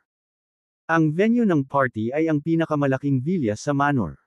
Ang villa na ito ay ilang beses na mas malaki kaysa sa isang ordinaryong villa. Mayroon itong napakaganda at maluwag na bulwagan, na kayang tumanggap ng higit sa 100 katao. Sa bulwagan, ang mga katulong ay nakabihis ng maayos. Tinapay, prutas, inihaw na manok, dessert, champagne, at lahat ng uri ng iba pang mga delicacy ay nasa lahat ng dako. Naghanda silang lahat para sa mga bisita sa birthday party ngayon. It was almost 10 a.m. Unti-unting nagdatingan ang mga bisita. Dalawang hanay ng makapangyarihan at guwapong bodyguard na nakasuit at salaming pang-araw ang nakatayo sa gate ng manor. Binabati nila ang mga bisita sa mga mamahaling sasakyan. Siyempre, bago pumasok ang mga bisita sa manor, tinitingnan ng mga bodyguard ang kanilang mga imbitasyon. Si Marco at ang kanyang mga magulang ay nakaupo sa isang Royce Phantom Stretch. Si Roger at ang kanyang asawa ay may 2 imbitasyon, ngunit ipinakita lamang nila ang isa sa mga bodyguard. Walang nakitang problema ang mga bodyguard doon, bagaman naramdaman nila na ang 3 tao ay dapat magkaroon ng higit sa isang imbitasyon. Pagkatapos ng lahat, ang mga Chapman ay malapit sa mga Fosters. Kaya naman agad nilang pinapasok ang sasakyan ng mga Chapman. May isa pang pamilyar na figure sa mga bisita. Si Claire iyon. Nagmamaneho siya ng Ferrari na nakalugay ang mahabang buhok. Nakasuot siya ng sunglasses. Ang kanyang balat ay patas. Mukha siyang elegante. Labis na gumagalang ang mga bodyguard kay Claire. Hindi man lang sila nag-check ng invitation bago siya pinapasok. Binigyan nila ng special treatment si Claire dahil pamangkin siya ni Jessica. Sa sunod-sunod na pagpasok ng mga bisita sa villa, nagsimulang maging abala ang mga katulong. Naging masigla ang bulwagan, puno ng tawanan. Lumabas din sa bulwagan ang mga may-ari ng villa na sina David at Jessica, nakangiting nakikipag-chat sa kanilang mga bisita. Samantala, nakasakay sina Jerick at Gerald sa isang Mercedes. Nagmaneho ito palabas ng palazzo. Pagkatapos ay dadaan sila sa isang intersection. Sa susunod na sandali, isang malaking truck ang sumugod sa napakabilis na bilis mula sa kaliwang kalsada sa harap nila. Para naman sa Mercedes ni Jerick, nagmamaneho pa rin ito patungo sa intersection. Makalipas ang ilang segundo, may nakakatakot na tunog sa intersection. Kabanata 30. Binabati ni David at ng kanyang asawa ang mga Chapman sa bulwagan ng villa. Itinaas ni Roger ang isang baso ng champagne, at sinabing, "David, batiin mo si Christine ng maligayang kaarawan." "Salamat. Natutuwa akong dumating ka." Nakipag-clink si David ng salamin kay Roger. Uminom silang lahat ng champagne. Sumagot si Roger, "Bagaman ayaw ni Christine kay Marco, palagi naming tinuturing siyang anak ng asawa ko. Siyempre, hindi kami pwedeng umabsent sa birthday party niya. Si Christine ay dapat na napakasaya na malaman ito." Napangiti si David. Kinuha ni Rosaline ang isang maliit na itim na kahon mula sa kanyang handbag at binuksan ito. May isang makintab na emerald bracelet sa dilaw na telang seda. Sabi ni Rosalind kay Jessica, ito ay isang maliit na regalo na binili ko para kay Christine. Batiin mo siya ng maligayang kaarawan. Nagulat si Jessica. Rosalind, bakit ka bumili ng napakamahal na regalo para kay Christine? Bilang isang mayamang babae, masasabi ni Jessica sa isang sulyap kung mahal ang mga alahas o hindi. Ang Esmeralda na Pulse Heiress ay napakabihirang at mahalaga.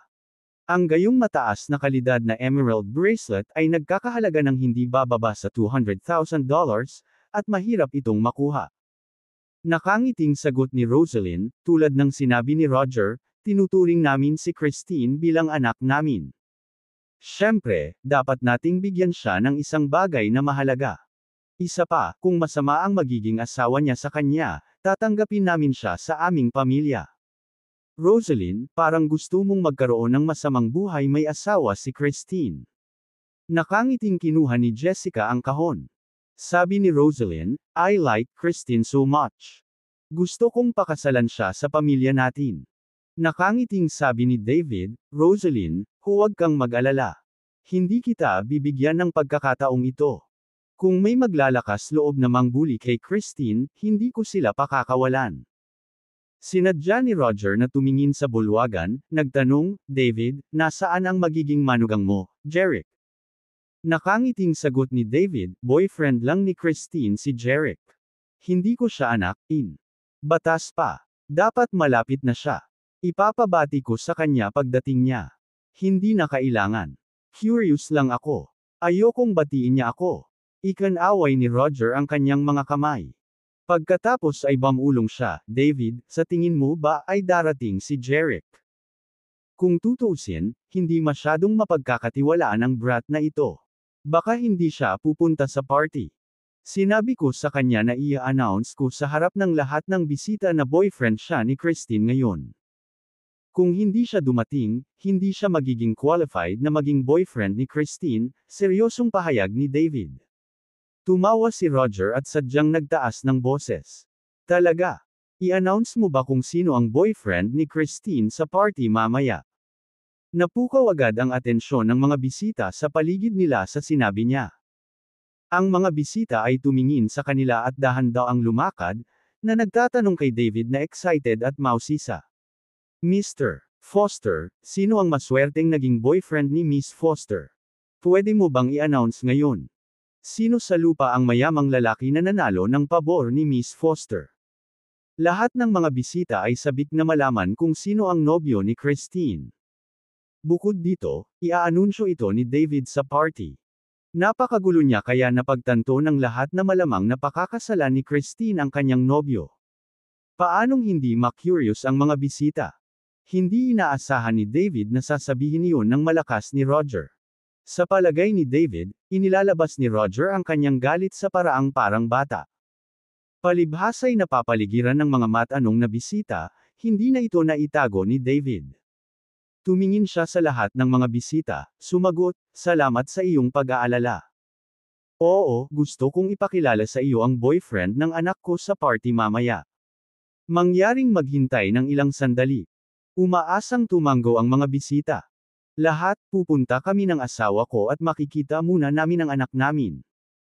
Please help yourselves, nakangiting sabi ni David. Magalang na tumugon ang mga bisita, Mr. Foster at Mrs. Foster, pakakawalan namin kayo kung ganoon. Tumango sina David at Jessica sa mga Chapman at saka umakyat. Pagkaalis nila ay tumunog ang cellphone ni Roger. Umiwas siya ng ibang tao at tumabi. Bago niya kinuha ang phone niya, may nagpadala sa kanya ng mensahe. Binuksan niya ito. Ito ay maikli. Mr. Chapman, tapos na. Ni Duncan. Matapos basahin ang mensahe, nagbigay ng masasamang ngiti si Roger. David, patay na ang iyong magiging manugang. Gusto kong makita kung ano ang sasabihin mo mamaya. Sa isang kwarto sa ikalawang palapag ng villa, inaayos ni Christine ang kanyang puting damit sa harap ng malaking salamin. Si Jocelyn at isa pang kasambahay ay kinakalikot ang kanyang damit. Ang damit ay nagpakita ng kanyang makatarungan at maislan na mga balikat at ipinakita ang kanyang balingkinitang baywang.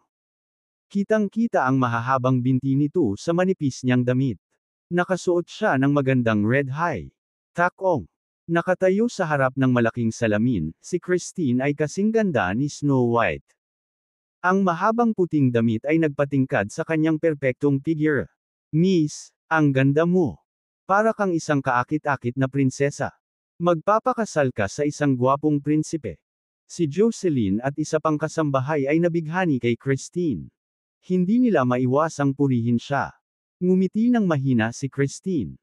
Masyado na siyang nakarinig ng mga papuri tungkol sa kanyang kagandahan mula pa noong bata pa siya, kaya wala siyang pakialam sa mga sinasabi ng mga ito. Nakarinig sila ng yabag mula sa labas. Pumasok sina David at Jessica sa kwarto ng kanilang anak. Napatingin si Christine sa kanila, tinatawag, Mom, Dad. Nagliwanag ang mga mata nina David at Jessica nang makita ang kanilang anak. Hindi nila napigil ang purihin siya. Christine, ang ganda mo. Ngumiti ng matamis si Christine. Salamat, nanay at tatay. May naisip si David, na nagsasabing, Christine, halos lahat ng bisita ay nandito. Tawagan si Jeric at tanungin kung kailan siya darating. Hindi alam ni Christine na si Jeric ang nanalo sa pastahan at pinatanggap siya ni David bilang boyfriend ni Christine. Nang marinig niyang nagtanong ang kanyang ama tungkol kay Jeric, natarante siya.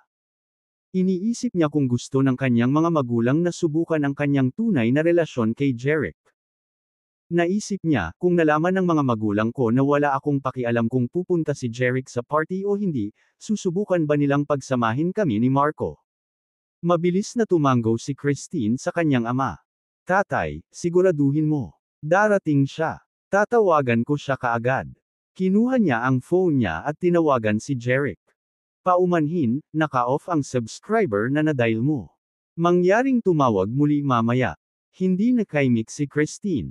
Muli niya itong tinawag ngunit narinig niya ang parehong boses. Napaawang ang bibig ni Christine sa pag-iisip, anong ginagawa ni Jeric? Magsisimula na ang party, at pinatay na niya ang kanyang telepono. Sinusubukan ba niyang gawing tanga ako?